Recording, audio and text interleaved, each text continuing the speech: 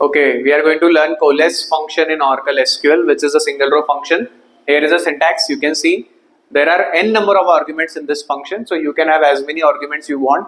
And why do we use this function? Because this will look for the first not null value in your list of argument. So suppose there is a table called this, and there is a name column, there is a phone number, email, and address, and you want to contact the people by any three means. But your first priority is phone number, second priority is email, third priority is address. So how do you combine them into a single column? As you can see, here is an output of this particular function.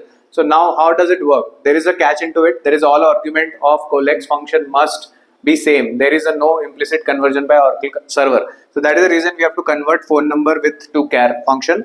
Email and address are already in character. Not found is already in character. Not found is a default value. If all the three values are null, let's say the example of D. Here you have phone number is null, email address is null, address is null. That is why not found is printed. So what about the first one? First one is like phone number is not null. So that is where the function ends. As you can see, if there is a first expression which is not null, the function will end there. If there is a null value, it will continue to the next expression. Again check for not null. If it will end there, otherwise it will keep continuing until there are all the expressions are checked. So you can see minimum 2 arguments are compulsory. Rest of the arguments are optional.